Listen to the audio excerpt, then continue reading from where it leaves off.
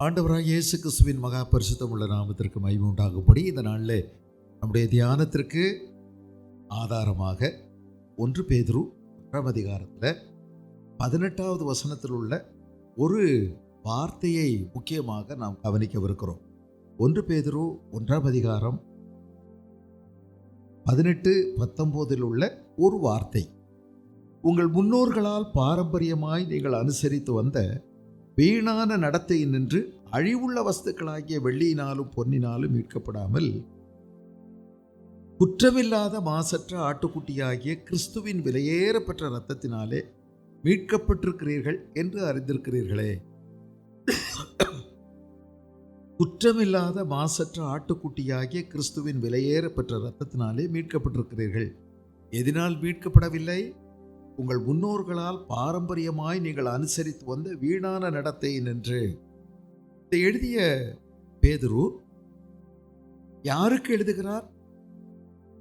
கிறிஸ்துவின் மீது வைத்த விசுவாசத்தினாலே பல துன்புறுத்தல்களுக்கு ஆளான யூத மதத்திலிருந்து இயேசுவை பின்பற்றுவதற்கு தீர்மானம் பண்ணின விசுவாசிகள்.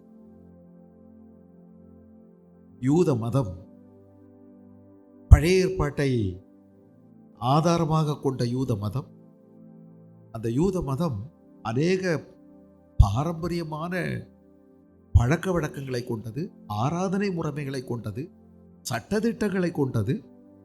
எல்லாம் அப்படி இதன்படிதான் இப்படித்தான் செய்ய வேண்டும் என்று அச்சு பிழையில்லாமல் அத்தனையும் செய்தாக வேண்டும் என்று நினைக்கக்கூடிய ஒரு சூழ்நிலை.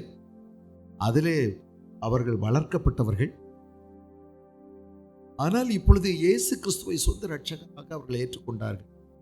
மதத்தை விட்டு வெளியே வந்து விட்டார்கள். யூத மதத்தை விட்டு இயேசு கிறிஸ்து காண்பித்த இந்த புதிதும் ஜீவனுமான மார்க்கத்திலே அவர்கள் நடக்க ஆரம்பித்தார்கள். ஆகவே அவர்களுக்கு யூத மதத்தாரிடமிருந்து பலவிதமான எதிர்ப்புகள், அவர்களுக்கு அவருடைய விசுவாசத்தை குலைத்து போடுவதற்கு ஏதோ இவர்கள் ஒரு புது கும்பல், தவறான போதனைகளை போதிக்கக்கூடியவர்கள், நம்முடைய மதத்துக்கு எதிரானவர்கள், நம்முடைய சட்டதிட்டங்களுக்கு எதிராக இவர்கள் இருக்கிறார்கள், புதிய ஒரு மதத்தை புகுத்த வருகிறார்கள் என்றெல்லாம் அவர்களுக்கு விரோதமாய் புரளிகள் கிளப்பப்பட்டு போராட்டங்கள் நடத்தப்பட்டு அவர்களுக்கு உபத்திரவங்கள் கொடுக்கப்பட்டது. எல்லாரும் அவர்களை உபத்திரவம் செய்ய ஆரம்பித்தார்கள். ஆகவே அவர்கள் சொந்த ஊர்களில் இருக்க முடியாமல் பல இடங்களிலே அவர்கள் மாறி மாறி மாறி மாறி ஓட வேண்டியதாயிற்று. ஆக இப்படிப்பட்ட சூழ்நிலைகளில் அங்காங்கே இருக்கக்கூடிய பல விசுவாசிகளுக்கு எழுதினது. அவர்களுக்கு பாரம்பரியம் நன்றாக தெரியும், பல ஆராதனை முறைமைகள் அவர்களுக்கு நன்றாக தெரியும். ஆனால் அதனால் ரட்சிக்கப்படவில்லை. உங்கள் முன்னோர்களால் பாரம்பரியமாய் நீங்கள் அனுசரித்து வந்த பல ஆராதனை முறைகள், பலவிதமான சட்டதிட்டங்கள், அதனால் நீங்கள் பல பக்திக்குரிய வழிமுறைகள், அதனால் நீங்கள் மீட்கப்படவில்லை. வெள்ளியினாலோ பொன்னினாலோ உங்களுடைய காணிக்கைகளினாலோ உங்களுடைய சொந்த கட்டுப்பாடு நிறைந்த வாழ்வினாலோ பக்தி நிறைந்த வாழ்க்கையினாலோ பல மத சடங்காச்சாரங்களினாலோ பல விதமான மத சடங்குகளினாலோ நீங்கள் ரட்சிக்கப்படவில்லை. குற்றமில்லாத மாசற்ற ஆட்டுக்குட்டியாகிய கிறிஸ்துவின் விலையேறப்பெற்ற இரத்தத்தினாலே மீட்கப்பட்டீர்கள். மற்ற ஆடோ மாடோ கோழியோ அல்லது இப்படிப்பட்ட மிருகங்களுடைய இரத்தத்தினால் நீங்கள் மீட்கப்படவில்லை. குற்றமில்லாத மாசற்ற ஆட்டுக்குட்டி. பழைய ஏற்பாட்டின் காலத்திலே யூத மதத்தில் ஒரு ஆட்டை, 1 வயதுள்ள ஆட்டை எடுக்க வேண்டும். அந்த 1 வயதுள்ள ஆடு 2-3 நாட்கள் அது பாதுகாக்கப்பட்டு அது பரிசோதிக்கப்பட வேண்டும். அதில் எந்த விதமான பழுதும் இருக்கக்கூடாது, எந்த பழுதும் இருக்கக்கூடாது. பழுதெல்லாம் இல்லாத ஒரு ஆட்டு கடாவை அவர்கள் எடுத்து அதை கொண்டு தங்களுடைய பாவத்துக்காக பாவ நிவர்த்தி செய்ய வேண்டும். இதுதான் பழைய ஏற்பாட்டிலே உள்ள சட்டம். இது எப்போ நடத்தணும்? அவரவர் செய்கிறது மட்டுமில்ல, எல்லா ஜனத்துக்காகவும் காலையில் செய்யணும், எல்லா ஜனத்துக்காகவும் சாயங்காலம் செய்யணும். வருஷத்தில் ஒரு தடவை பாவ நிவாரண நாள் என்று ஒன்று இருக்கிறது, த டே ஆஃப் அட்டோன்மெண்ட். அன்றைக்கு இந்த ஆட்டை 2 ஆட்டை கொண்டு வரணும். ஒரு ஆட்டின் மேலே தலையில் கை வச்சு அந்த ஆட்டை வெட்டணும். எல்லாருடைய பாவத்தையும் அந்த ஆட்டு மேலே வச்சு அதை வெட்டி அந்த இரத்தத்தை எல்லார் மேலேயும் தெளிக்கணும், பலிபீடத்தின் மேலெல்லாம் தெளிக்கணும். இன்னொரு ஆடு இருக்குதே, அது மேல எல்லா பாவத்தையும் சுமத்தி போக்காடாக விட வேண்டும், வனவாசத்துக்கு அனுப்பணும். அது திரும்பி வராது. இப்படியெல்லாம் பல பாரம்பரியங்கள், சட்டதிட்டங்கள், சம்பிரதாயங்கள், மத சடங்குகள் நிறைய நிறைஞ்சிருந்தது. அதனால மீட்கப்படல. ஆனா இங்க மாசற்ற ஆட்டுக்குட்டி இயேசு கிறிஸ்து பாவம் இல்லாதவர். என்னில் பாவம் உண்டென்று உங்களில் யார் சொல்லக்கூடும்னு ஒரே ஒரு மனுஷன் தாங்க பப்ளிக்கா கேட்டார். இன்னைக்கு நம்ம ஊர்ல என்ன செய்யறாங்க தெரியுமா? நீ தப்பு செஞ்சிருக்க அப்படின்னு சொன்ன உடனே, அப்படி சொல்றதுக்கு உனக்கு யோக்கியதையே கிடையாது அப்படின்னு இன்னொருத்தர் சொல்றாங்க. ஏன்னா நீயும் தப்பு செஞ்சிருக்க அப்படின்னு தான் பேசிட்டே இருக்காங்க. யாருக்குமே யோக்கியதை கிடையாதான் யாரையும் தப்புன்னு சொல்றதுக்கு. ஆண்டவராய் இயேசு கிறிஸ்து குற்றமில்லாதவர், மாசற்றவர், பாவம் இல்லாதவர், பாவங்களுக்கு விலகி இருந்தவர். பாவிகளோட தான் இருந்தார், ஆனால் பாவங்களுக்கு விலகி இருந்தார். ஆண்டவராய் இயேசு கிறிஸ்து மாசற்ற ஆட்டுக்குட்டியானவர், குற்றமில்லாத மாசற்ற ஆட்டுக்குட்டியாகிய கிறிஸ்துவின் விலையேறப்பெற்றதினாலே மீட்கப்பட்டீர்கள். இன்னைக்கு நம்ம கவனிக்க போறது, எங்க விலையேறப்பெற்ற ரத்தம்னு போட்டிருக்குது. விலையேறப்பெற்ற ரத்தம், precious blood, விலையேறப்பெற்ற ரத்தம் என்று ஏன் சொல்லப்பட்டிருக்கிறது என்பதுதான் இன்னைக்கு நம்முடைய கவனம். வேகமாக சில குறிப்புகளை சொல்ல போகிறேன். எதனால இது விலையேறப்பெற்ற ரத்தம் என்று நான் சொல்ல போகிறேன். சரிதானா? நீங்கள் இதை எடுத்துக்கொள்ளலாம். இயேசு கிறிஸ்துவுடைய ரத்தம் விலையேறப்பெற்றது. ஏன்னா ரொம்ப விசேஷமாக அது பரிசுத்தமான ரத்தம், அது மாசில்லாத ரத்தம். அதில் இருக்குல்ல, குற்றமில்லாத மாசற்ற கிறிஸ்துவின் விலையேறப்பெற்ற ரத்தம், பாவமில்லாத ரத்தம், மாசில்லாத ரத்தம், குற்றமில்லாத ரத்தம். இல்ல, மனுஷனுடைய உயிரானாலும் சரி, மிருகங்களுடைய உயிரானாலும் சரி, ரத்தத்தில் தான் இருக்கிறது. ரத்தத்தில் தான் உயிர். அப்போ இந்த ரத்தம் மாசுபட்ட ரத்தம். எப்படி மாசுபட்டது? முதல் மனுஷன் ஆதாம், அவருடைய மனைவி ஏவாள், 2 பேருக்கும் ஆண்டவர் தான் கல்யாணம் பண்ணி வச்சாரு. அந்த கல்யாணத்தில் தேவதூதர்கள்லாம் சூழ நின்று வாழ்த்து சொல்லியிருப்பாங்க, கேக் வெட்டியிருப்பாங்க. அவர் தாங்க குடும்பத்தை ஏற்படுத்தினவர். என்ன ஆசீர்வாதமான வார்த்தையெல்லாம் கொடுத்தாரு. எல்லாருக்கும் முன்னாடியும் அவர்களை ஆசீர்வதித்தார், அவர்களை பலகி பெருகும்படி சொன்னார், அவர்கள் இந்த பூமியை ஆண்டு கொள்ளும்படி வைத்தார். என்ன விதமான பரிசு கொடுத்துருக்கிறார் பாருங்க. சீதனமெல்லாம் ரொம்ப பெருசு, எல்லாற்றையும் நீங்கள் ஆண்டு கொள்ளுங்கள், இதெல்லாம் பண்படுத்தி நீங்கள் வச்சுக்கிடுங்கன்னு சொன்னார். சகலமும், சகல மிருகங்களும் ஊரும் பிராணிகளும் உங்களுக்கு பயந்து கீழ்பட்டிருக்குன்னு சொன்னார். என்ன ராஜ வாழ்க்கை! எவ்வளோ மேன்மையான ஒரு பதவி. இதுலேயும் விசேஷம், அவங்களுக்கு ஒரு குறைவில்லாத அற்புதமான ஒரு சிங்கார தோப்புல, ஏதேன் அப்படிங்கிற தோட்டத்தில் அவங்கள வச்சார். நல்ல இதமான தோட்டம். இதுக்கு முத்தாய்ப்பாக அந்த ஆண்டவர் அடிக்கடி அந்த தோட்டத்துக்கு வருவார், பிள்ளைகளோட பேசுவார், நல்ல உட்கார்ந்து சந்தோஷமா சுற்றி வருவாங்க, நிறைய கேட்டு தெரிஞ்சுக்கிடுவாங்க. அப்புறம் நிறைய இவங்கள்ட்ட பேசுவார்.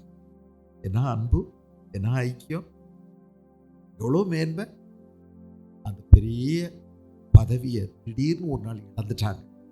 எப்போ ஆண்டவருக்கு கீழ்ப்படியாமல் போனாங்களோ அன்றைக்கு அவர்கள் தேவனை விட்டு பிரிந்தார்கள், தோட்டத்திலிருந்து விரட்டப்பட்டார்கள், எல்லாம் இழந்து போனார். அவர்கள் பாவியாக மாறினார். அவர்களுக்குள்ளே தேவன் வைத்திருந்த உயர்ந்த சுபாவங்கள் நசங்கி போனது. பேய் குணம் அவர்களுக்குள்ளே புகுந்தது. மிருக குணம் உள்ளவர்களாக மாறினார்கள். இயற்கையெல்லாம் அவர்களுக்கு விரோதமாக செயல்பட ஆரம்பித்தது.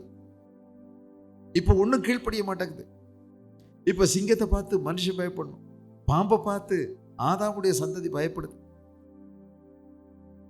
எல்லா அதிகாரத்தையும் இழந்தான், தேவனை விட்டு பிரிந்தான், பாவியான மனுஷனான். அவனுக்கு பிறந்த பிள்ளைகள் எல்லாம் பாவம் செய்தார். ஏன் பாவம் செய்தார்கள்? பாவியா பிறந்தாங்க, அதனால பாவம் செய்தாங்க. பாவ சுபாவம் வேற. They practiced sin.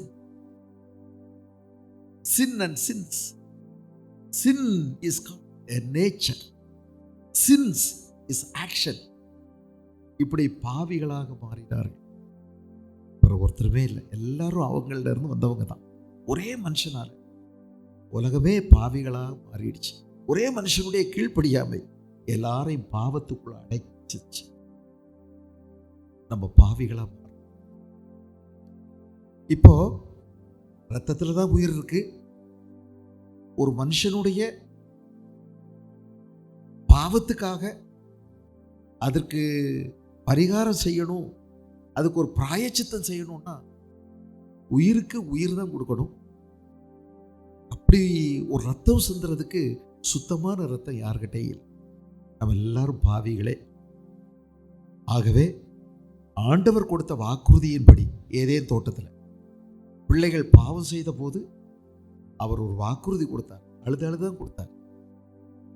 அந்த துக்கமான அந்த நேரத்தில் அவர் கொடுத்த ஒரு நம்பிக்கையான வாக்குறுதி, அது மட்டும் எங்கேயோ ஒரு இடத்துல இருண்ட உலகத்தில் பிரகாசித்து கொண்டிருந்தது. அவர் வருவார், யாக்கோபிலே ஒரு நட்சத்திரம் உதிக்கும், இஸ்ரவேலிலே ஒரு மீட்பர் எழுப்புவார். அந்த ஒரு நட்சத்திரம் மட்டும் தூரத்தில் உதிச்சுக்கிட்டே இருந்துச்சு, பிரகாசிச்சுட்டு இருந்துச்சு. 2000 ஆண்டுகளுக்கு முன்பதாக ஆண்டவராகிய இயேசு கிறிஸ்து இந்த வாக்குறுதியை கொடுத்தவர். 4000 வருஷத்துக்கு பிறகு வாக்குறுதி கொடுத்த 4000 வருஷத்துக்கு பிறகு இப்போ இருந்து 2000 வருஷத்துக்கு முன்னாடி அவர் இந்த பூமியில ஒரு கன்னியின் வயிற்றில் மனிதனாக அவதரித்தார். பரிசுத்தரா இருந்தாரு. அப்பா அம்மாவுக்கு பிறக்கல, புருஷனுடைய சித்தத்தின்படி அவர் பிறக்கல, மனுஷ சித்தத்தின்படி பிறக்கல. அவர் இந்த பூமியில அற்புதமான மனுஷனாக வந்தார், பரிசுத்தராக வந்தார். அவருடைய இரத்தம் பரிசுத்தமான இரத்தம். அவர் ஒருவர் பாவம் இல்லாதவராக இருந்தார். ஆடுபாடு கோழியினுடைய இரத்தம் நம்முடைய உயிருக்கு போதுமானதல்ல, சமமானதல்ல, சரியானதல்ல, அது தேவனுக்கு திருப்தியானது அல்ல. ஆனா பலி செலுத்திட்டே இருந்தாங்க. இயேசு கிறிஸ்து இந்த பூமியில வந்து தன்னையே பலியாக்குற வரைக்கும் பலி செலுத்தி கொண்டே இருந்தார்கள் மனிதர்கள். ஆனால் அந்த பலி தெய்வத்துக்கு திருப்தியானது அல்ல, அவருடைய நீதிக்கு ஏற்றதாய். It was not satisfying God's laws.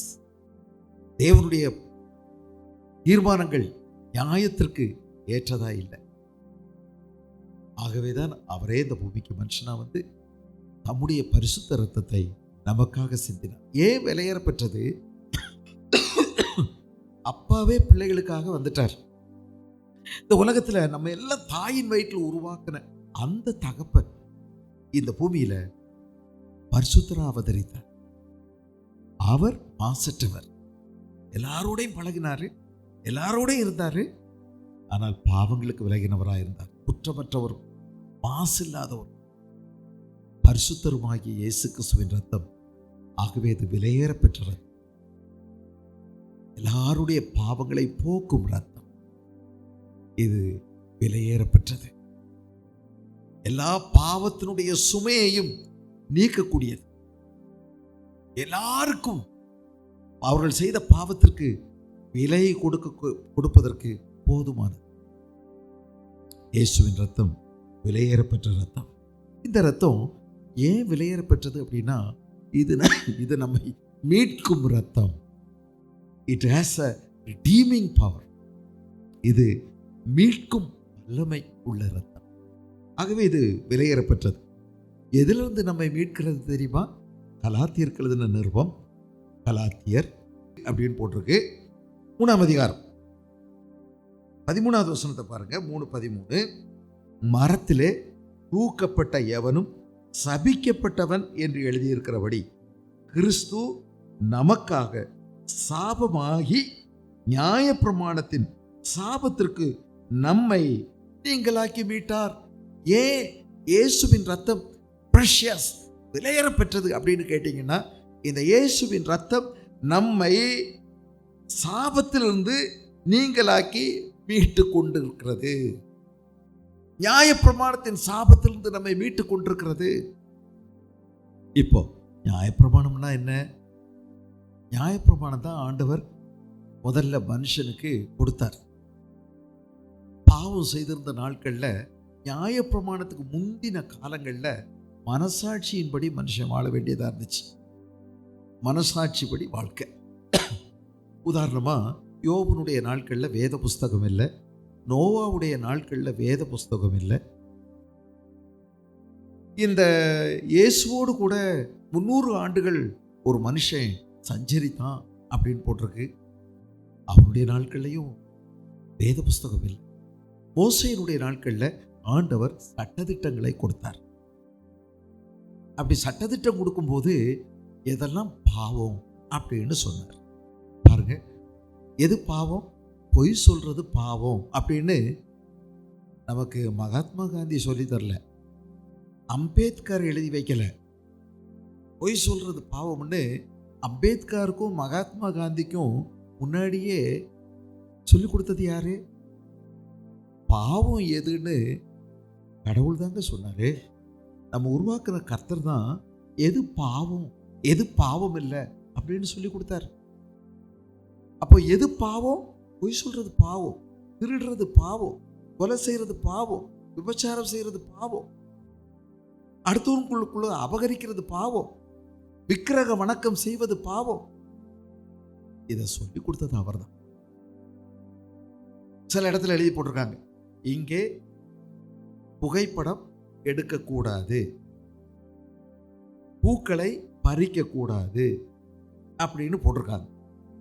மீறினால் தண்டிக்கப்படுவீர்கள் அப்படின்னு போட்டிருக்காங்க.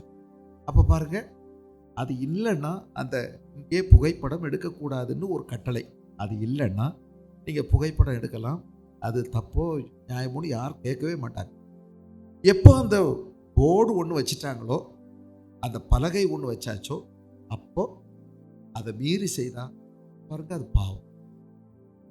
இதே போல பாவம் எது அப்படின்னு நமக்கு சொல்லி தந்தது நியாயப்பிரமாணம் தான். நல்லதுதானா? நல்லதுதான்.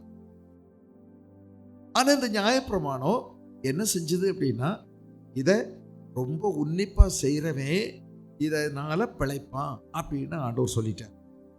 இதை செய்யறவன் அதனால பிழைப்பான் அப்படின்னு சொல்லிட்டார். பாருங்க, நீங்க வச்சிருக்கிற கலாத்தியர் 3:11 பாருங்க. நியாயப்பிரமாணத்தினாலே ஒருவனும் தேவனிடத்தில் நீதிமானாகிறது இல்லை என்பது வெளியரங்கமாக இருக்கிறது. ஏனெனில் விசுவாசத்தினாலே நீதிமான் பிழைப்பான் என்று எழுதியிருக்கிறதே, நியாயப்பிரமாணமோ விசுவாசத்துக்கு உரியது அல்ல. அவைகளை செய்கிற மனுஷனோ அவைகளாலே பிழைப்பான். அப்ப இந்த சட்டம் என்ன சொல்லிச்சு?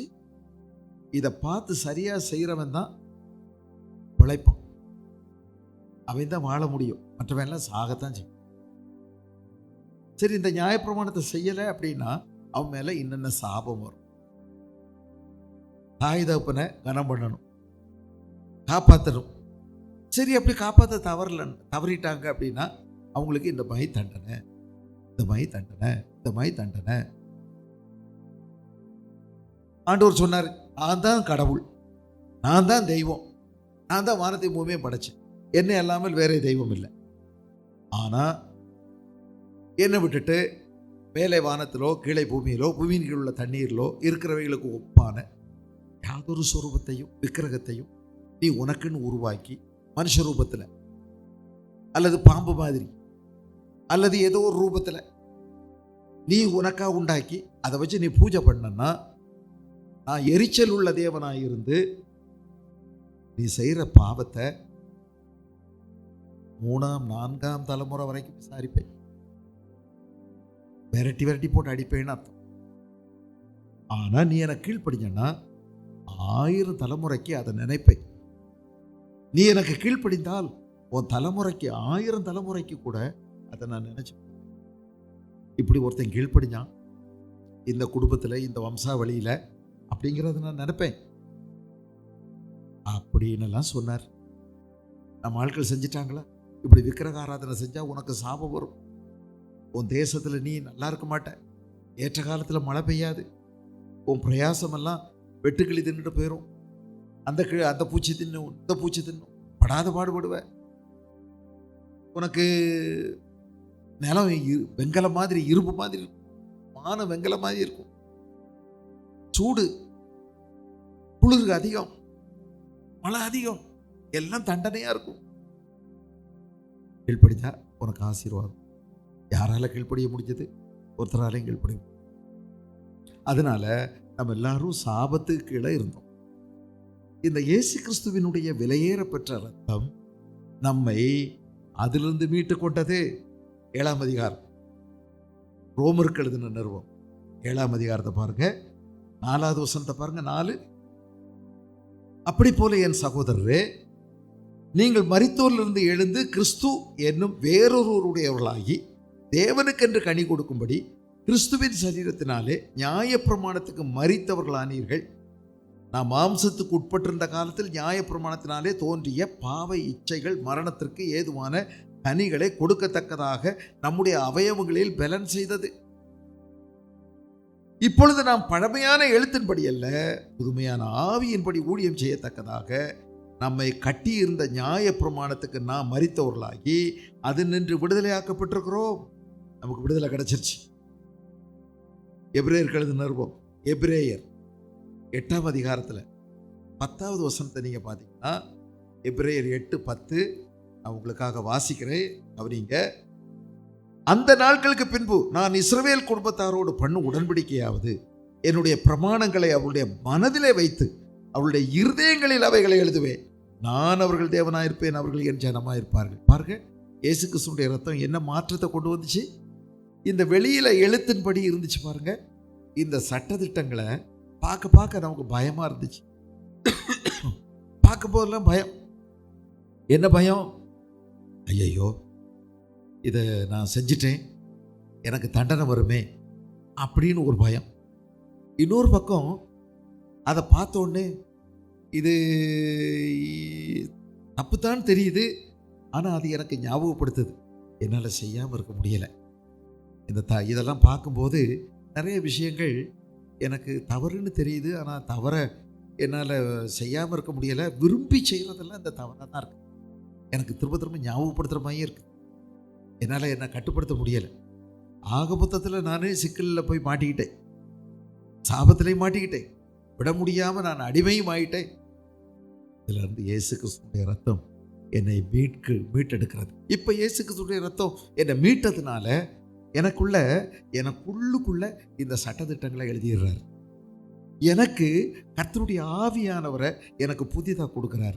இப்போ நான் விருப்பத்தோடு அதை விரும்பி செய்கிறதுக்கு முடியுது. முன்னால் என்னால் செய்ய முடியாததை, செய்ய விரும்பினாலும் முடியாமல் பலன் இல்லாமல் இருந்ததை இப்போ நான் விரும்பி செய்யலாம். இப்போ போய் சொல்லாமல் இருக்க முடியுமா? முடியுமே, முடியுமே. நீங்கள் தான் அவசரப்பட்டு போய் பேசிடுறீங்க. ஆனால் நீங்கள் கொஞ்சம் யோசித்தீங்கன்னா நீங்கள் முடியும். உள்ளதை உள்ளதென்றும் இல்லதை இல்லதென்றும் சொல்லுங்கள் அப்படின்னு இயேசுராஜா சொன்னார். அப்படின்னா எல்லா உண்மையும் எல்லாருக்கிட்டையும் சொல்கிறதுக்கு இல்லை, அம்பிட்டு உண்மையும் சொல்லணுங்கிற அவசியமும் இல்லை.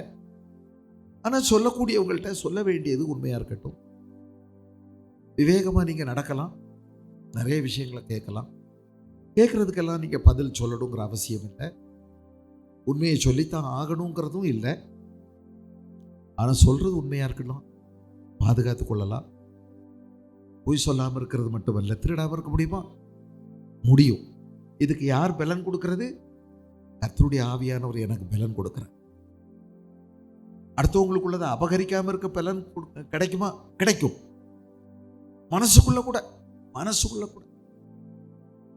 வெளியில விபச்சாரம் பண்ணாம இருக்கிறது மட்டுமில்லை, உள்ளுக்குள்ள கூட விபச்சார சிந்தையின் மீது ஜெயம் கிடைக்கும். மனசுல கூட விபச்சாரம் பண்ணாம, மென்டல் செக்ஸ் அப்படி இல்லாம பண்ணாம இருக்கலாமே. ஆண்டவர் வெற்றி கொடுக்கிறாரு. அதனால்தான் இந்த ரத்தம் விசேஷ ரத்தம், விலையேற பெற்ற ரத்தம். இயேசுவின் ரத்தம் என்னை பரிசுத்தமாக்குகிறது, என்னை விலையேற பெற்றவனாய் மாற்றுகிறது. ரெண்டாவது, இப்படி நிறைய சொல்லிட்டே போகலாம் இல்லையா. இன்னொன்று, இந்த இயேசுவின் ரத்தம் எனக்கு ஒரு பெரிய மீட்பை கொடுக்கிறது. பாவ மீட்பை, ஒருவேளை அதோட சம்பந்தமா இருக்கலாம். The blood of Christ, the precious blood of Christ as a atoning power. இது ஒரு பெரிய வல்லமை உள்ளது. 17வது அதிகாரம் லேவியராகமத்தின் புஸ்தகம், லேவியராகமம் 17வது அதிகாரத்தில், லேவியராகமத்தில் நிறைய இடத்துல இந்த ஆட்டுக்குட்டியின் ரத்தத்தை பற்றி நிறைய எழுதியிருக்கு. லேவியராகமம் 17ஆம் அதிகாரம் 11வது வசனத்தை நீங்க கவனிச்சீங்கன்னா, மாம்சத்தின் உயிர் ரத்தத்தில் இருக்கிறது, நான் அதை உங்களுக்கு பலிபீடத்தின் மேல் உங்கள் ஆத்துமாக்களுக்காக பாவ நிவர்த்தி செய்யும்படி கட்டளையிட்டேன். ஆத்துமாவிற்காக பாவ நிவர்த்தி செய்கிறது ரத்தமே. ஆத்துமாவுக்காக பாவ நிவர்த்தி செய்வது ரத்தமே. ரத்தம் தான் பாவ நிவர்த்தி செய்யும். அது என்ன ரத்தம்? பரிசுத்த ரத்தம். அப்போ அன்னைக்கு தற்காலிகமாக ஆட்டினுடைய ரத்தம் சிந்தப்பட்டாலும் அது தற்காலிகமானதுதான். அது தெய்வத்துக்கு திருப்தியானது கிடையாது. அது தேவனுடைய திட்டத்துக்கு போதுமானது கிடையாது. ஆனால் ஒரு பரிசுத்த ரத்தம் அது பாவ நிவர்த்தி செய்யும். ஆகவே பழைய ஏற்பாட்டில் என்ன சொல்லியிருந்தாங்கன்னா, ரத்தத்தை புசிக்க வேண்டாம் அப்படின்னு சொல்லியிருந்தாங்க. இப்போ இந்த இயேசு கிறிஸ்துவின் ரத்தம் என்ன செய்கிறது? நமக்காக பாவ நிவர்த்தியை செய்கிறது. மத்தேயு எழுதின சுவிசேஷம் 26ஆம் அதிகாரத்தில் 28வது வசனம், 26, 28 இயேசு கிறிஸ்து சொன்னார், இது பாவ மன்னிப்பு உண்டாகும்படி அநேகருக்காக சிந்தப்படுகிற புதிய உடன்படிக்கைக்குரிய என்னுடைய இரத்தமாக இருக்கிறது. பாவ நிவர்த்தி செய்வதற்காக, இது பாவ மன்னிப்பு உண்டாகும்படி அநேகருக்காக சிந்தப்படுகிற புது உடன்படிக்கையின் ரத்தம். இயேசு கிறிஸ்துவின் ரத்தம் எல்லாருக்காகவும் சிந்தப்படுகின்ற ஒரு புது உடன்படிக்கையின் ரத்தம், பாவ நிவர்த்தி செய்வதற்காக. இந்த உலகத்தில் எல்லாத்துக்கும் வெவ்வேறு விதமான மருந்துகள் இருக்கலாம். ஒரு நோய்க்கு ஒருவேளை பலவிதமான மருந்துகள் இருக்கலாம்.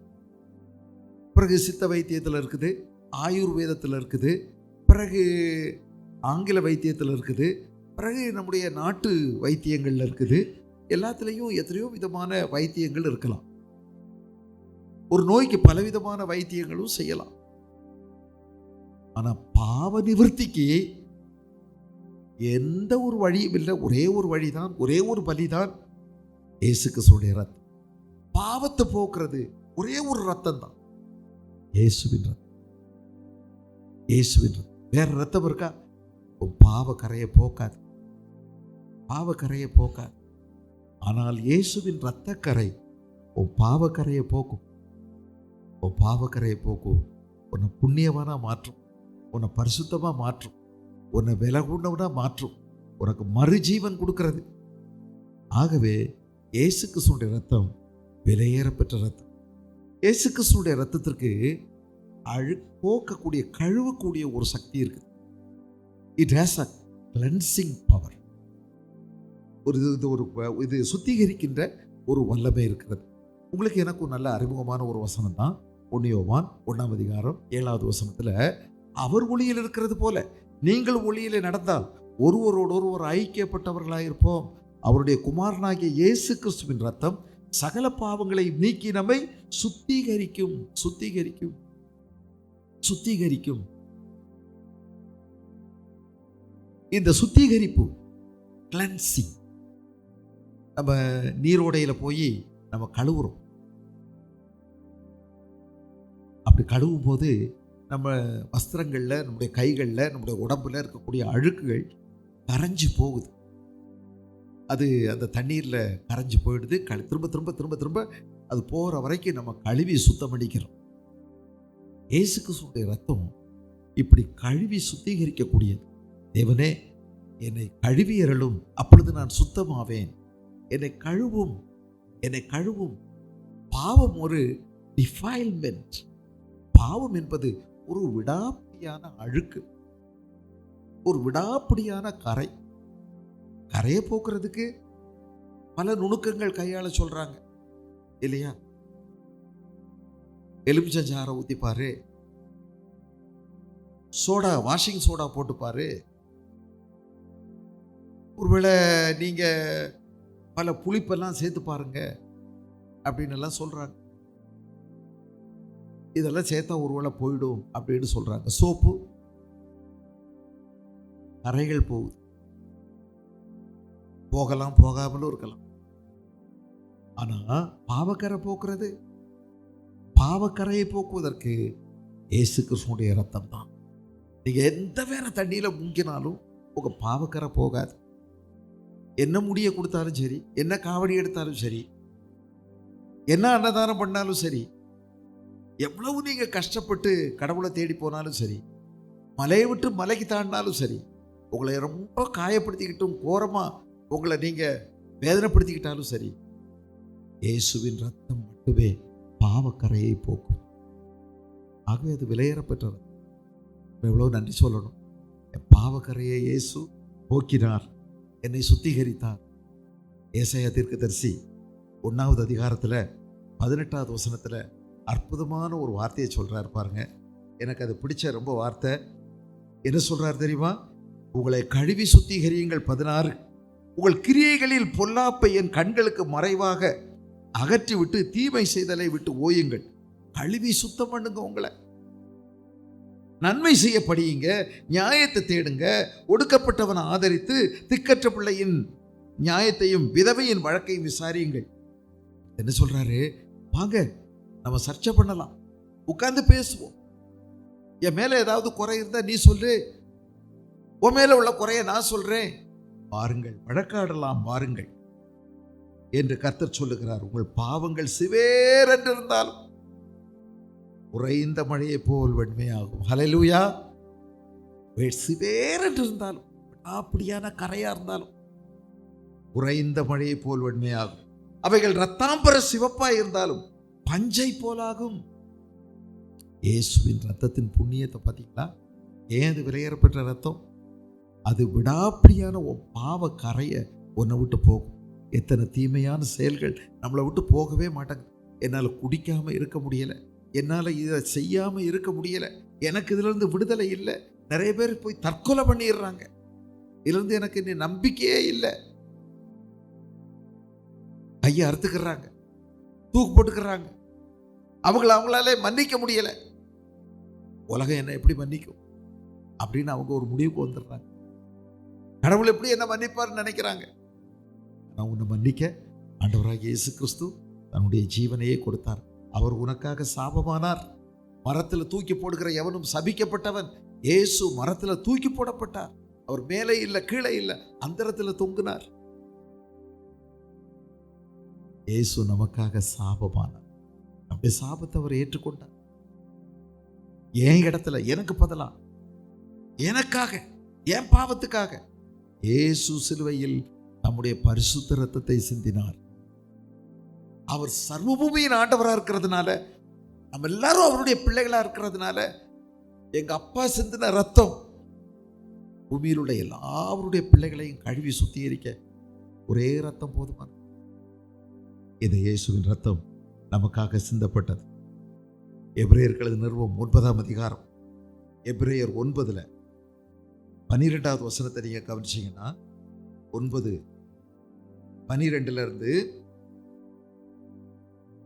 வெள்ளாட்டுக்கடா இளங்காலை இவைகளுடைய இரத்தத்தினால் அல்ல, நம்முடைய சொந்த இரத்தத்தினாலும் ஒரே தரம் மகா பரிசுத்த ஸ்தலத்திலே பிரவேசித்து நித்திய மீட்பை நமக்கு உண்டாக்கினார்.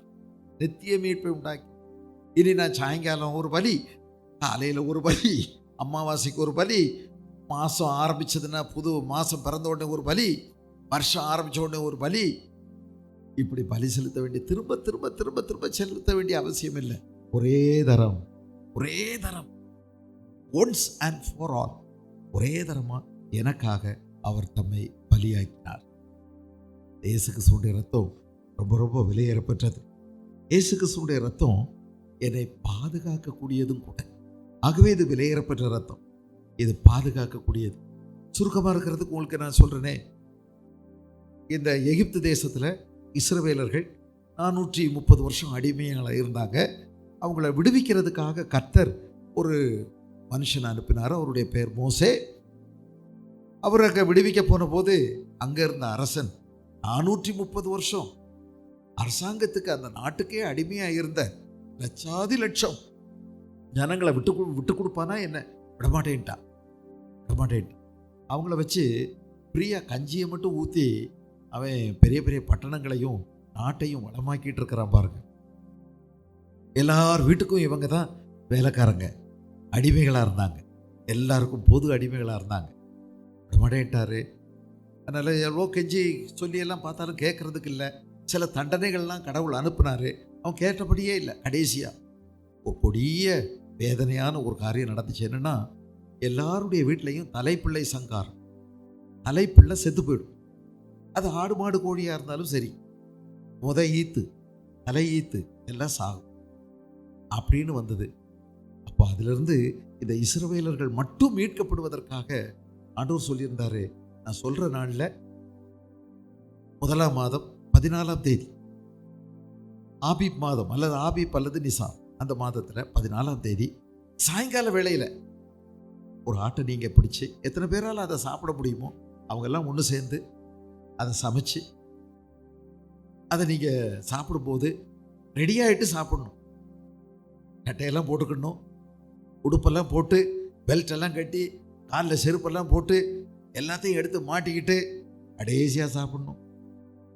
அப்படி நீங்கள் சாப்பிடும்போது, சாப்பிட்றதுக்கு முன்னாடி இந்த ரத்தத்தை, இந்த ஆட்டினுடைய ரத்தத்தை உங்கள் நிலக்காலில் பூசியிருக்கணும்.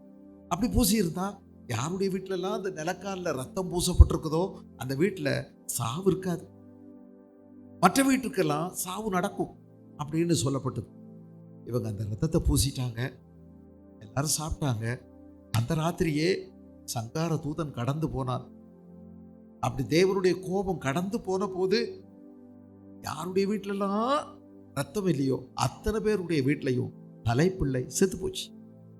திடீர்னு இருந்த மாதிரி செத்து போச்சு.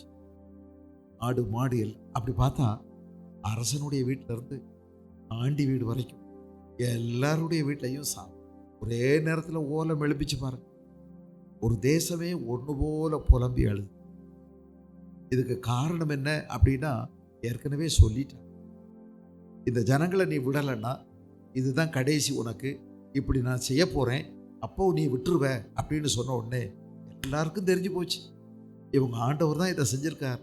ஐயையோ, தயவு செய்து வெளியே போங்க போங்க போங்கன்னு சொல்லி, எப்படியோ போய் தொலைங்க அப்படின்னு சொல்லி, இதை கூட சேர்த்து கொண்டுட்டு போங்கன்னு சொல்லி, காதில் கழுத்தில் கடந்ததெல்லாம் எடுத்து கொடுத்து அவங்கள போங்க போங்கன்னு சொல்லி, திருப்பா போங்கன்னு சொல்லி, அந்த ரத்தம் அவங்களை பாதுகாத்தது. இஸ்ரவேலர், ஆண்டவராக இயேசு கிறிஸ்துவின் ரத்தம் இன்றைக்கு உங்களை பாதுகாக்கு. தேவனுடைய கோபம் உங்க மேல பற்றி எறிவதை தடுத்து போட்டு, உங்க மேல இயேசுவின் ரத்தம் பூசப்பட்டிருக்கு. இது எதிரிக்கும் தெரியுது. ஓ, நீங்க இப்போ சொத்து, வேற சொத்து, உங்க மேல ஒரு முத்திரை இருக்குது, அது பரிசுத்த ஆவியானவர். அது சாத்தானுக்கு தெரியுது, தேவன் உங்க மேல ஒரு சீல் வச்சிருக்கார். நான் போய் முந்தி மாதிரி அசால்ட்டா தொட முடியாது. அவர்கிட்ட உத்தரவு கேட்டுதான் இனி அவருடைய சொத்தை தொட முடியும். நீங்க தேவனுடைய சொத்து, அவருடைய பிள்ளைகள். அவருடைய பிள்ளைகள்ங்கிறதுக்கு அடையாளம் போட்டிருக்கு. உங்களுக்கு தெரியுதோ இல்லையோ, சாத்தானுக்கு நல்லா தெரியுது உங்க மேல அவருடைய முத்திரை இருக்கிறத. அதனால உங்களை தொட முடியாது, எந்த தீங்கும் தீண்டாது, உன் கூடாரத்தை வாதை அணுகாது. இயேசுவின் ரத்தத்தினால் கழுவப்பட்டிருக்கிற உன் மேல தேவனுடைய இயேசுவின் ரத்தம் பூசப்பட்டிருக்கு. ஆகவே பாருங்க எப்படி இந்த ரத்தம் விலையேறப்பட்டது. உனக்கு யாருக்கும் கிடைக்காத மாபெரும் பாதுகாப்பு இந்த இயேசுவின் ரத்தம் உனக்கு கொடுக்கிறது. இந்த இயேசுவின் ரத்தம் விலையேற பெற்றது. அதுக்கு காரணம், இன்னொரு காரணம் என்னன்னா, அது உனக்காக எனக்காக இன்றைக்கும் பரிந்து பேசுகிறது. இன்றைக்கும் பரிந்து பேசுகிறது. எல்லா ரத்தமும் உறைஞ்சி போயிடும் இல்லை, எல்லா ரத்தமும் காஞ்சி போயிடும் இல்லை. உங்கள் உடம்புல இருந்து கொஞ்சம் ரத்தம் வடியுதுன்னா கொஞ்ச நேரத்தில் அது தானாகவே உங்கள் உடம்புக்குள்ள ஒரு அற்புதமான மாற்றம் உருவாகி அது தானாக அதை உறைய வைக்கும். ரத்தத்தை உறைய வைக்கிற ஒரு அற்புதமான காரியம் அங்கே நடக்குது. அதனால் தானாகவே உறைய வைக்கிறதுக்கு அங்கே வேலைகள் நடக்கும். அதெல்லாம் ஆண்டவர் நம்முடைய உடம்புல வச்சிருக்கிறார். உறைஞ்சி போயிடுது, காஞ்சி போயிடுது. சிந்தின ரத்தம் கூட ரோட்டில் அப்புறம் சுரண்டி தான் எடுக்கணும், காஞ்சி போச்சு. நீங்கள் நினைக்கலாம் இந்த இயேசுவின் ரத்தம் சிலுவையில் சிந்தப்பட்டது காஞ்சி போச்சுன்னு. இல்லை, அது இன்றைக்கும் உயிரோட்டமாக இருக்குது. ஆண்டவராகிய இயேசு கிறிஸ்து தம்முடைய இரத்தத்தை அவர் ஏந்தி கொண்டு நம்முடைய பிரதான ஆசாரியராக, நம்முடைய பிரதான குருவாக, பூசாரியாக பிதாவின் இடத்துல நமக்காக பரிந்து பேசுகிறார். அந்த ரத்தம் அவருடைய கோப்பையில், அவருடைய கையில் இருக்கு. இவங்க மேல தெய்வ கோபம் வரணும், இவங்களுக்கு தண்டனை கொடுக்கணும், இவங்களை அழிக்கணும் அப்படின்னு ஆண்டவர் நினைக்கும் போது, பிதாவாகிய தேவன் நினைக்கும் போது, நம்முடைய பிரதிநிதியாக இருக்கக்கூடிய, புதிய உடன்படிக்கையின் மத்தியஸ்தராக இருக்கக்கூடிய இந்த ஆண்டவராகிய இயேசு கிறிஸ்து நம்முடைய இரத்தத்தை ஏந்தி கொண்டு நமக்காக பிதாவினிடத்தில் பரிந்து பேசுகிறார். என்ன எழுதியிருக்குன்னு பாருங்க. 1 யோவான் 2ஆம் அதிகாரத்தில் 2வது வசனம் 1-2. பிள்ளைகளே, என் பிள்ளைகளே, நீங்கள் பாவம் செய்யாதபடிக்கு இவைகளை உங்களுக்கு எழுதுகிறேன். ஒருவன் பாவம் செய்வானானால் நீதிபரராக இருக்கிற இயேசு கிறிஸ்து நமக்காக பிதாவினிடத்தில் பரிந்து பேசுகிறவர். He is my advocate, வக்கீல், எனக்காக பரிந்து பேசுகிறார். பரிந்து பேசு. பார்த்தீங்களா? அவர் என்ன சொல்வாரு? இல்லை இல்லை, நம்ம வக்கீல் மாதிரி எல்லாம் கிடையாது. என் சாட்சிக்காரர் அந்த இடத்துல இல்லவே இல்லை அப்படின்னு துணிஞ்சு போய் சொல்வார். நம்ம வக்கீல் நம்மகிட்டையும் சொல்லி தருவார். நான் சொல்கிறபடி தான் நீங்கள் அங்கே கோர்ட்டில் சொல்லணும் அப்படின்னு சொல்லி கொடுப்பார். முதல்ல எல்லாம் கேட்பார், எல்லா உண்மையும் சொல்லிருப்பார். எல்லா உண்மையும் சொல்லுவாங்க. சிலர் அங்கேயும் போய் சொல்லுவாங்க, அது வேற. ஆனால் எல்லா உண்மையும் சொல்லி தந்த பிறகு உண்மையை சொல்ல விடுவாரா? உண்மையை சொல்ல விட மாட்டார் வக்கீல். நான் சொல்கிறபடி சொல்லுங்க அப்படிம்பார். அவர் அந்த எதிர்பார்ட்டிகிட்ட வக்கீல்கிட்ட பேசுவார். அவங்க 2 பேரும் கூட்டு களவாணி ஆகிடுவாங்க. அவங்க 2 பேரும் 2 பேர்ட்டையும் நம்மளை வச்சு வசதியாக கொஞ்சம் மாதத்துக்கு நம்ம தான் இனி வாடிக்கையாளர். போகும்போதெல்லாம் பார்க்கும்போதெல்லாம் 5000 கொடு 10,000 கொடுன்னு வாங்கிட்டே இருப்பார். நான் சொல்கிறபடி சொல்லுங்க பாரு. என்னைக்காவது ஒரு நாள் வாய்தா வரும். அன்னைக்கு நீ எதையோ சொல்லிடுவேன்னு சொல்லி நானே அங்கே போய் ஆஜராகிக்கிடுறேன் பார். அப்புறம் ஒரு நாள் வாப்பார், அன்னைக்கு நாங்கள் இல்லவே இல்லை அப்படின்னு ஒரு பொய்யை சொல்லுவார். இந்த வக்கீல் அப்படி இல்லைங்க. அவர் என்ன சொல்கிறாரு? என்னுடைய மகன் அல்லது என்னுடைய கட்சிக்காரர் செய்தது உண்மைதான், எல்லாம் செய்தது உண்மைதான், பேசினது உண்மைதான், நடந்தது உண்மைதான், உங்களை துக்கப்படுத்தினது உண்மைதான், உங்கள் சட்டத்தை மீறினது உண்மைதான். ஆனால் அவனுக்காக நான் தண்டனை அனுபவிச்சிருக்கிறேன். என்னுடைய ரத்தம் அவனுக்காக சிந்தப்பட்டிருக்கிறது. ஆகவே அவன் மேல் பொறுமையாக இருங்கள், பொறுமையாக இருங்க. இன்னும் கொஞ்சம் வாய்ப்பு கொடுங்க. இந்த வருஷம் ஒரு வாய்ப்பு கொடுங்க. போன வருஷம் இப்படி வீணாக்கிட்டான், இந்த வருஷம் ஒரு வாய்ப்பு கொடுங்க. கொஞ்சம் பொறுமையாக இருங்க. ஆமா, போன வருஷம் வாய்ப்பு கொடுத்தாச்சுன்னா இந்த வருஷமும் வாய்ப்பு கொடுங்க. நான் ஏதாவது இன்னும் கொஞ்சம் அவனுக்கு செய்யக்கூடியதை செஞ்சு பார்க்குறேன். ஒருத்தர் வாதாடுறார், பார்க்குறீங்களா? நமக்காக இந்த வருஷமும் இருக்கட்டும், நான் கொத்தி உரம் போடுறேன், கனி கொடுத்தால் பார்க்கலாம் அப்படின்னு சொல்றார். வருஷத்தை தாண்டுறோம். யோசித்து பாருங்க, வறுமையாக நின்றுட்டு இருக்கோமா? தேவனுடைய ஆலயத்தில், ஆராதனை ஸ்தலத்தில் கனி இல்லாமல் நிற்கிறியா? வேறு இல்லாமல் தான் நிற்கிறியா? பட்டுத்தான் போனியா? வாழாத்தான் கிடக்குறியா? உனக்காக பரிந்து பேசுகிற ஒரு ஆண்டவர் இருக்கிறார். அவர் பரிந்து பேசுகிறதுனால தான் நம்ம இன்னும் ஜீவனோடு இருக்கிறோம். இந்த ஆண்டவர் என்ன பேசுகிறாரு? இந்த வருஷமும் இருக்கட்டும், நான் புத்தி உரம் போடுறேன், இந்த வருஷமும் இருக்கட்டும். 2வது வருஷம் வந்தார் எஜமான். இல்லை தயவு செய்து இன்னொரு வருஷம் கொடுங்க. 3வது வருஷம் வந்தாரு, அப்பமும் கேட்கிறாரு இவரு, இன்னொரு வருஷம் கொடுங்க, இன்னொரு வருஷம். இந்த வருஷமாவது இன்னும் முயற்சி பண்றேன். கிருபையை அலட்சியம் பண்றது ஆபத்து. ஆனா எனக்காக அங்கலாய்க்கிற ஒரு ஆண்டவர் என்ன நினைச்சு நினைச்சு நினைச்சு, ஐயோ இவன் அழிஞ்சு போகக்கூடாதே, இவன் ஆத்மா நரகத்துல போய் நித்தியமா தவிக்குமே, அங்க புழு சாகாமலும் அக்கினி அவியாமலும் இருக்குமே, நித்திய அழிவுக்கு இவனை தப்பு வைக்கணும், அந்த அக்கினி கடலுக்கு இவனை தப்பு வைக்கணும்னு சொல்லி எனக்காக உங்களுக்காக பரிந்து பேசுகிற ஒரு So it has a pleading power. நமக்காக பரிந்து பேசும் வல்லமை அந்த ரத்தத்தில் இருக்கிறது. ஆகவே நம்ம யோசிக்கணும். 8வது அதிகாரம் ரோமர் எழுதின நிருபம், ரோமர் 8ஆம் அதிகாரத்தில் 34வது வசனம், ரோமர் 8:34. ஆக்கனைக்குள்ளாக தீர்க்கிறவன் யார்? கிறிஸ்துவே மரித்தவர், அவரே எழுந்தும் இருக்கிறவர், அவரே தேவனுடைய வலது புருஷத்தில் இருக்கிறவர், நமக்காக வேண்டுதல் செய்கிறவரும் அவரே, நமக்காக வேண்டுதல் செய்கிறவரும் அவரே. இயேசு கிறிஸ்து எனக்காக பரிந்து பேசுகிறார், பரிந்து பேசு. இந்த தேவனுடைய இயேசு கிறிஸ்துவின் ரத்தத்திற்கு இன்னொரு வல்லமை இருக்கிறதுங்க, உருகச் செய்கிற ஒரு வல்லமை இருக்கிறது. It has a melting power. உருகச் செய்கிற வல்லமை. என்ன உருகச் செய்கிறது? இது ஒரு கடினமான இருதயத்தை சுக்குநூறாய் நொறுக்குகிற ஒரு வல்லமை இருக்கிறது. இந்த இயேசு கிறிஸ்துவினுடைய சிலுவை மரணத்தை நீங்க கொஞ்சம் ஆழமா நீங்க படிச்சீங்கன்னா, ஒவ்வொரு சுவிசேஷங்கள்லையும் 4 சுவிசேஷம் இருக்கு, சுவிசேஷங்கள்ல இயேசு கிறிஸ்துவினுடைய பாடு மரணங்களை கொஞ்சம் படிங்களேன். உங்க கடினமான இருதயத்தை அது எவ்வளவா நொறுக்கும் தெரியுமா? உட்காந்து படிச்சு பாருங்க. மத்தேயு 26ஆம் அதிகாரத்திலிருந்து 26, 27 படிச்சு பாருங்க. அது மாதிரி லூக்கா எழுதின சுவிசேஷம் 22, 23 படிச்சு பாருங்க. மார்க் எழுதின சுவிசேஷத்துல கடைசி 14, 15 படிச்சு பாருங்க. யோவான் எழுதின சுவிசேஷத்துல 18 படிச்சு பாருங்க. அவர் பட்ட பாடு, அவர் பட்ட வேதனை, அவர் அடைஞ்ச அவமானம், அவரை எவ்வளவெல்லாம் வேதனைப்படுத்தி நொம்பலப்படுத்தி அவர் மேல பழி சாட்டி அவர் அனாதே போல எல்லாரும் விட்டுட்டாங்களே. அவர்கிட்ட வாங்கி சாப்பிட்டவங்க, அவரால் சுகம் பெற்றவங்க, அவரால் நன்மை பெற்றவங்க எல்லாரும் சேர்ந்து ஒழிய ஒழிய ஒழிய இவர் ஒழிய, இவரை அகற்றும், இவரை அகற்றும். அது கூட பரவாயில்லைங்க.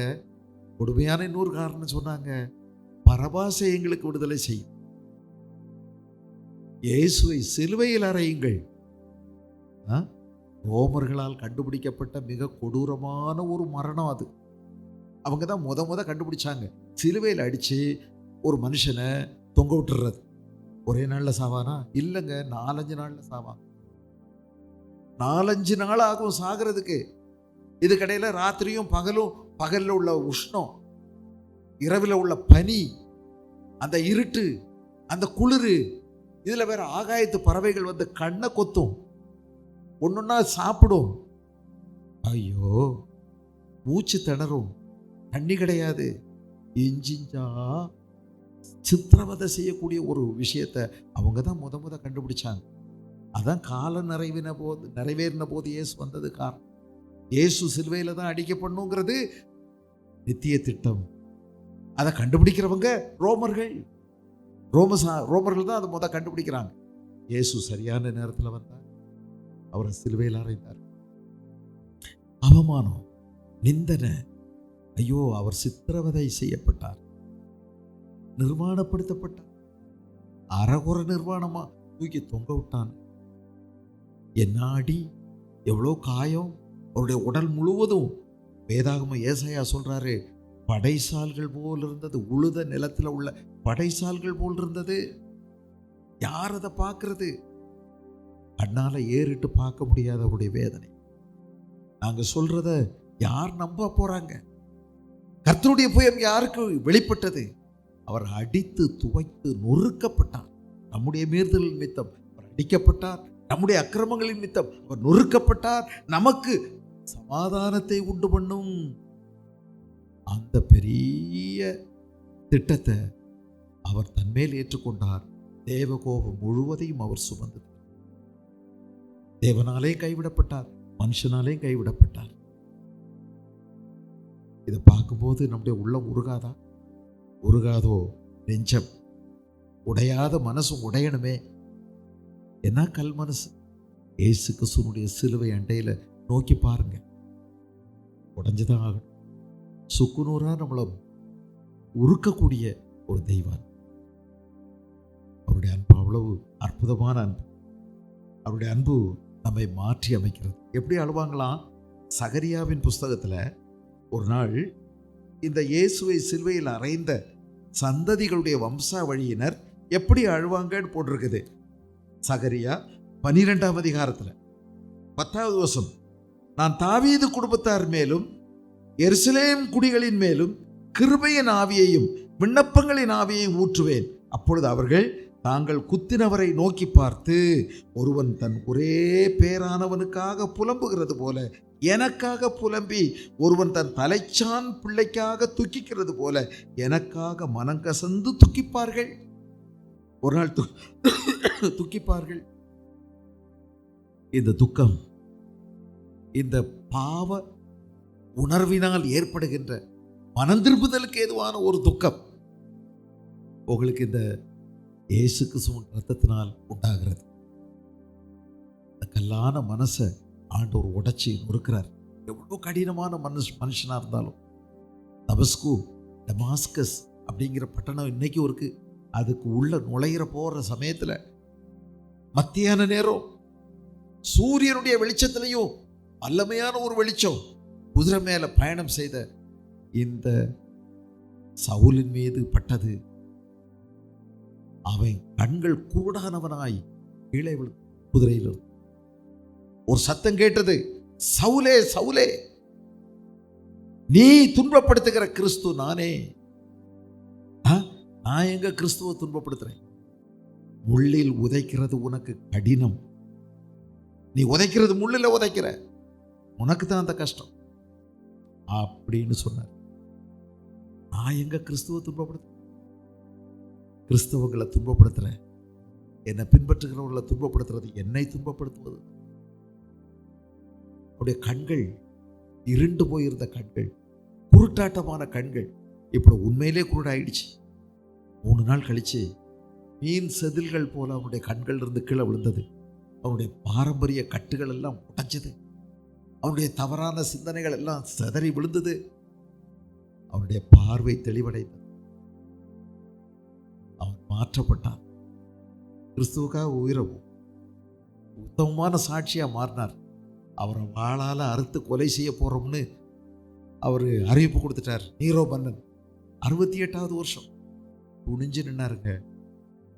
சந்தோஷமா போனாரு. வாளால் அறுத்து அவர் கொலை செய்யப்பட்டார். கிறிஸ்துவுக்காக இரத்த சாட்சியாய் மரித்தார். இவ்வளவுக்கு ஒரு பெரிய மாற்றத்தை கொடுத்தது என்ன? இந்த மனுஷன், இந்த கொடூரமான மனுஷன் நிறைய பெண்களை இழுத்துட்டு போய் தலைமுடியை பிடிச்சி இழுத்துட்டு போய் வெளியில போட்டு அவமானப்படுத்துறது, எட்டி உதைக்கிறது, ஆம்பளைகளை அடிச்சு சதைச்சு கொண்டு போய் சிறைச்சாலையில் போடுறது, சிலரை கல்லெறிஞ்சு கொடூரமாக கொண்டுட்டாங்க. பல மரணத்துக்கு காரணமா இருந்தவர் கும்பலா சேர்ந்து போறது, பெரிய கோஷங்கள் எழுப்புறது, புகுந்து வீடு புகுந்து அடிக்கிறது, இதெல்லாம் செஞ்சுக்கிட்டு இருந்தவர் எப்படி மாறினாரு? நம்முடைய இந்த தேசத்தில் தேவனால மாற்ற முடியுமா முடியாதா? நம்ம இருக்கிறவங்களுக்காக ஜெபிக்கணும். ஆண்டவரே இவர்களை மன்னி, இவர்களை மன்னியும்னு கேட்கிறவர். இப்படி செய்கிறாங்களே, இப்படி பண்ணுறாங்களே, அப்படி பண்ணுறாங்களே, நம்ம எல்லா நாட்டுக்கும் தெரியப்படுத்தணும், வாட்ஸ்அப்பில் பகிரணும், எல்லாரும் திட்டி சொல்லணும். இப்படி அல்ல நம்ம கேட்க வேண்டியது. நம்ம செய்ய வேண்டியதை நம்ம செய்யணும். கர்த்தர் தம்முடைய நேரத்தில் அற்புதங்களை செய்வார். அந்த அற்புதங்கள் என்ன? அநேகருடைய இருதயங்களை கர்த்தர் மெழுகை போல உருகும்படி செய்வார். நம்முடைய தேசத்தில் மட்டும் இந்த கம்பெடுத்து சுத்துற 4 பேர் உறுதியாக எழுப்பி நின்றுட்டு இயேசு என்னை சந்தித்தார்னு சொல்லிட்டா என்ன ஆகும்னு நினைக்கிறீங்க? ஒரே நாள் நம்முடைய இந்திய தேசம் கிறிஸ்துவின் வசமாக மாறும். ஒரு நாள். நீங்கள் நினைக்கிறீங்களா மாறாதுன்னு? தேசம் மாறாது, இந்த தேசம் உருப்படாதுன்னு நினைக்கிறீங்களா? ஒரு நாள் போதும். ஆண்டவர் நேபுகாத்நேச்சாருடைய மனசை ஒரு நொடியில் மாற்றிட்டாரு. எழுதுனா பாருங்க, எழுந்து இந்த சர்வ பூமியின் ஆண்டவர் தான் ஆண்டவர், இவரை தவிர வேற தெய்வம் இல்லை, இவரை அல்லாமல் வேற யாரும் ஆராதிக்க கூடாது என்று எழுதி வைக்க ஒரு மனுஷன் ராஜாவுடைய இருதயத்தை மாற்றினார். ஒரு 3 பேர் தான், சாத்ராக், மேஷாக், ஆபேத்நேகோ. இது மாதிரி அக்னியில போட போறோம்னு சொல்லலாம் நம்ம நாட்டில். 3 பேர் நின்னா போதும், 3 லட்சம் பேர் இயேசுவிடத்தில் வந்துருவாங்க. யோசிச்சு பாருங்க, அது எப்போ நடக்கும்னு தெரியலையே. நம்முடைய தேசம் ஆண்டவருடைய வசமா மாற்றப்படுறது ஒன்றும் அபாரமான விந்தையான காரியம் இல்லைங்க. தேவன் நினைத்தால், தேவன் நினைக்கும் போது, நாம் அவரோடு கூட சேர்ந்து ஒத்துழைக்கும் போது காரியம் கைகூடி வரும், கர்த்தருடைய வசமாய் மாறும். ஆகவே நம்ம உற்சாகத்தோடு ஜெபிப்போம். அதிகாரம் நம்மகிட்ட இருக்குது. நம்முடைய ஆண்டவர் சர்வ பூமியின் வல்லமை உள்ள ஆண்டவர். ஆகவே ஊக்கமாய் ஜெபிக்க வேண்டியது நம்முடைய பொறுப்பு. இந்த இரத்தம் சுத்திகரிக்கும் வல்லமை உள்ளது. அதாவது என்னை சுத்திகரிக்கல, பரிசுத்தப்படுத்தும் வல்லமை உள்ளது. It has a power to sanctify. Power to sanctify. சுத்திகரிக்கக்கூடிய, என்னை பரிசுத்தமாக்கக்கூடிய ஒரு இரத்தம். என்னை பரிசுத்தத்தின் மேல் பரிசுத்தத்துக்கு நடத்தக்கூடிய ஒரு இரத்தம். இப்படிப்பட்ட வாக்குத்தத்தங்கள் நமக்கு உண்டாயிருக்கிறபடினால் பிரியமானவர்களே, மாம்சத்திலும் ஆவியிலும் உண்டான அசூசிகள் நீங்க நம்மை சுத்திகரித்து கொண்டு பரிசுத்தமாகுதலை தேவ பயத்தோடு பூரணப்படுத்த கடவோம். 2 கொரிந்தியர் 7:1. நம்முடைய மாம்சத்துல, நம்முடைய ஆவியில உள்ள அசூசிகள் நீங்க நம்மை சுத்திகரித்து கொண்டு பரிசுத்தமாகுதலை தேவ பயத்தோடு பூரணப்படுத்த கடவோம். இயேசு கிறிஸ்துவின் ரத்தம் என்ன பரிசுத்தமாக்கி கொண்டே இருக்கிறது, என்னை பரிசுத்தமாக்கி கொண்டே இருக்கிறது. So it sanctifies me. மேலும் மேலும் மேலும் மேலும் மேலும் மேலும். போன மாசம் இருந்ததை விட இந்த மாசத்துல, இந்த வருஷத்துல நான் இன்னும் கொஞ்சம் தேவ நீதியை புரிஞ்சுக்கிட முடியுது, தேவனுடைய அன்பை புரிஞ்சுக்கிட முடியுது, தேவனுடைய வழிநடத்தலை புரிஞ்சுக்கிட முடியுது, தேவனை அறிகிற அறிவில் போக முடியுது, பாவத்தை விட்டு விலகி ஜீவிக்க முடியுது, சோதனைகளை ஜெயிக்கிறதுக்கு எனக்கு பலன் கிடைச்சிருக்குது. அந்த சோதனையில பலதுலையும் விழுந்தேன். இப்போ அப்படி இல்லை. இப்போ எனக்கு ஆண்டவர் பலன் தந்திருக்கிறார். அந்த இது இப்ப என்ன ஒண்ணு செய்ய முடியாது. எனக்கு பலன் கொடுத்திருக்கிறார். நான் பரிசுத்தத்தின் மேல் பரிசுத்தம் அடைகிறேன், நீதியின் மேல் நீதி, ஜெயத்தின் மேல் ஜெயம். இப்ப எனக்கு சாத்தானுடைய தந்திரங்கள் என்னால முன்பை விட அதிகமா புரிஞ்சுக்கிட முடியுது. எனக்கு ஆவிக்குரிய சிந்தை என்னிலே அதிகமாய் பெருகி இருக்கிறது. கிறிஸ்துவின் சிந்தை எனக்குள்ளே உருவாகிறது. ஆண்டவருக்குரிய வாஞ்சையில் நான் வளர்றேன். இதுதாங்க இந்த இயேசுவின் ரத்தம், விலையேறப்பெற்ற ரத்தம் எனக்கு செய்யக்கூடிய ஒரு பெரிய மாண்பு. அது என்னை பரிசுத்தத்தின் மேல் பரிசுத்தத்தில் என்னை நடத்துகிறது. இந்த இயேசு கிறிஸ்துவுடைய ரத்தம் இன்னும் என்ன தேவனிடத்துல கிட்டி நெருங்கி சேர வைக்குது. ஒரு இன்டிமெசியை எனக்குள்ள டெவலப் பண்ண வைக்குது. 4வது அதிகாரம் எபிரேயருக்கு எழுதின நிருபம். எபிரேயர் 4ஆம் அதிகாரத்தில் நீங்க கவனிச்சீங்கன்னா, எபிரேயர் 4 கடைசியில் நீங்க பாத்தீங்கன்னா 15-14 இருந்தே வாசிக்கலாம். வானங்களின் வழியாய் பரலோகத்துக்கு போன தேவகுமாரனாகிய இயேசு என்னும் மகா பிரதான ஆசாரியர் நமக்கு இருக்கிறபடினால் நாம் பண்ணின அறிக்கையை உறுதியாய் பற்றி கொண்டிருக்க கடவோம். வானங்களின் வழியாய் போன தேவகுமாரனாகிய மகா பிரதான ஆசாரியர் நமக்கு இருக்கிறார். அவர் நம்முடைய பலவீனங்களை குறித்து பரிதபிக்க கூடாத பிரதான ஆசாரியர் நமக்கிறாமல் எல்லா விதத்திலும் நம்மை போல சோதிக்கப்பட்டும் பாவம் இல்லாதவராய் இருக்கிற பிரதான ஆசாரியரே நமக்கு இருக்கிறார். அப்படியே பலவீனங்களுக்காக பரிதபிக்க கூடாத பிரதான ஆசாரியர். நீங்க ஒருவேளை ஒரு சறுக்கல், ஒரு பாவம், ஒரு தவறு செஞ்சிட்டீங்கன்னா நான் உங்களை அனாவசியமாக கூட கண்டிக்கிறதுக்கு வாய்ப்பு இருக்கு. கண்ணா பண்ணான்னு திட்டுறதுக்கெல்லாம் வாய்ப்பு இருக்கு.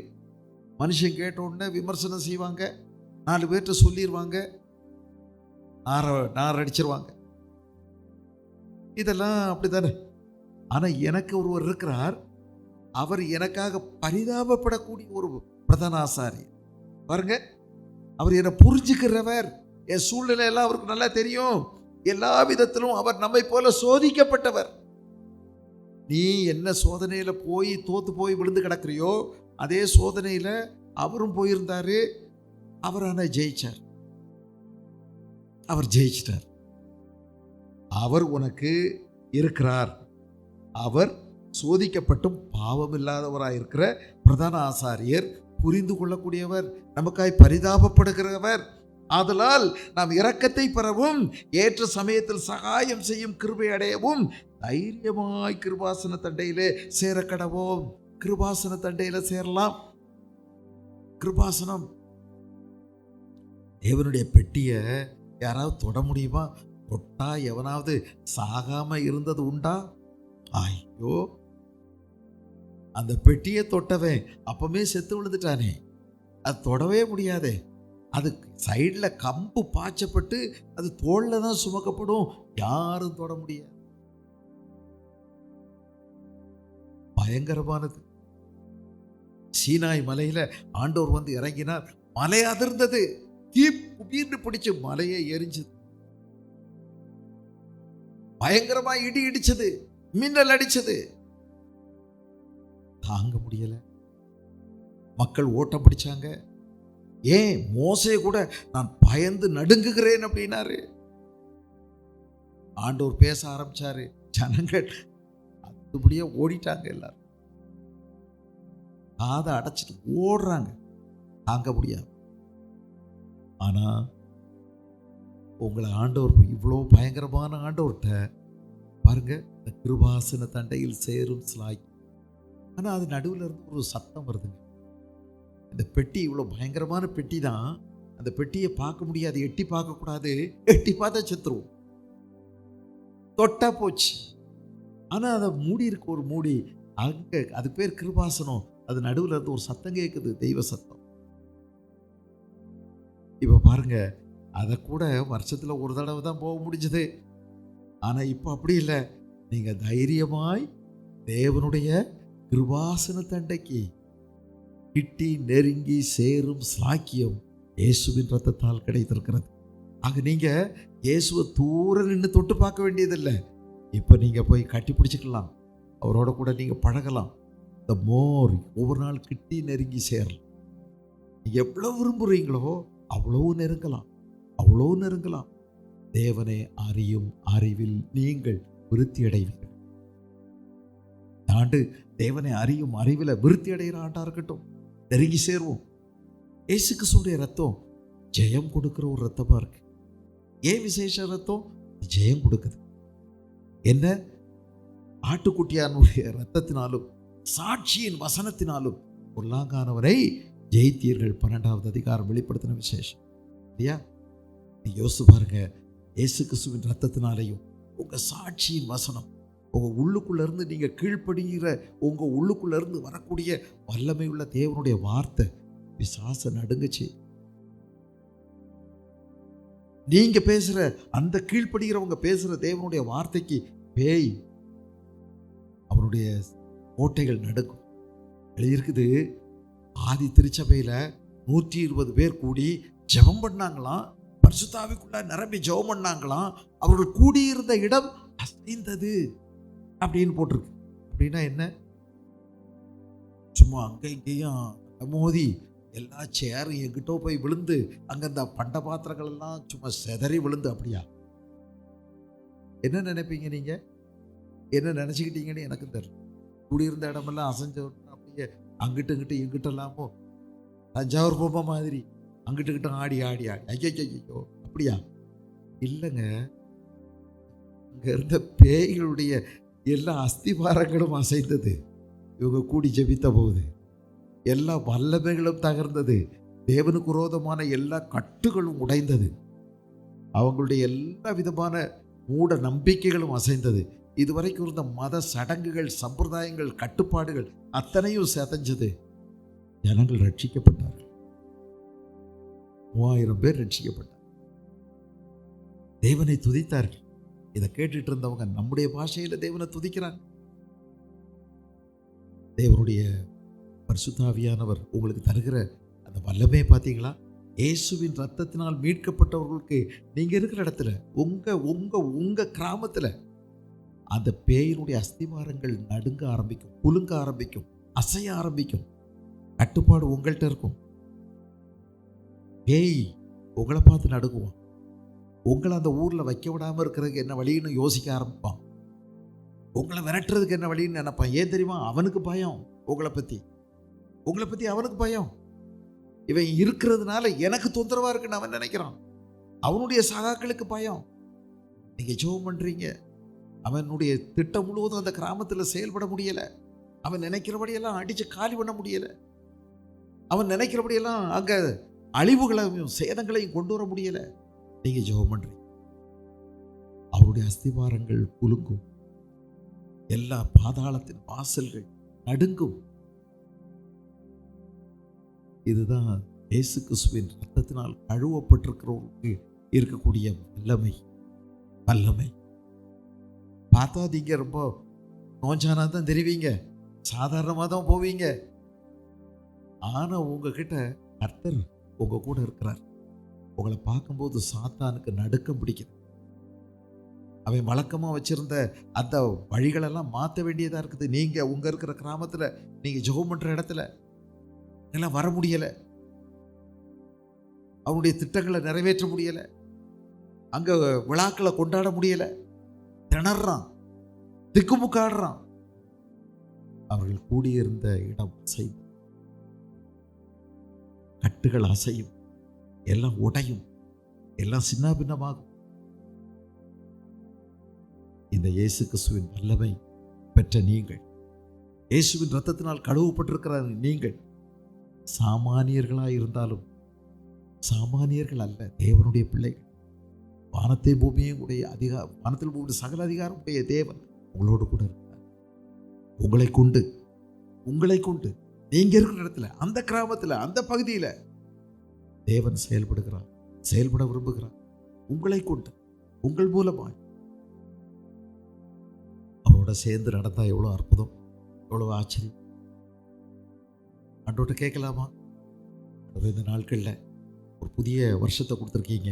ஒரு புது பலனோட, ஒரு புதிய உற்சாகத்தோட, உங்கள் பரிசுத்தாவின் வல்லமையினால், உங்களுடைய இரத்தத்தினால் மீட்கப்பட்ட கழுவப்பட்ட அந்த புண்ணியத்தினால், அந்த வல்லமையினால் ஒரு உன்னதமான வாழ்க்கை வாழ உதவி செய்யும். சாத்தானுக்கு எதிராக நிற்க பலன் தாங்க. சாட்சியின் வசனத்தினாலும் ஆட்டுக்குட்டியானுடைய இரத்தத்தினாலும் பொல்லாங்கானவரை ஜெயித்தார்கள். வெளியில தெரியாட்டி பரவாயில்ல, நம்ம பேர் பேப்பர்ல வராட்டி பரவாயில்ல, நம்மளை பற்றி பரபரப்பா பேசாட்டி பரவாயில்ல, ஆனா முழங்கால நீங்க சாதிக்கலாம். உற்சாகமா நீங்க நிக்கலாம். சத்தியத்துக்கு சாட்சியா, சத்தியத்துக்கு தூணும் ஆதாரமா, இயேசு கிறிஸ்துவுக்கு சாட்சியா நீங்க வாழ்வதன் மூலமா ஒரு ஜெயமுள்ள ஒரு வாழ்க்கையை கர்த்தர் கொடுக்கிறார். பிரார்த்தனை செய்வோம்.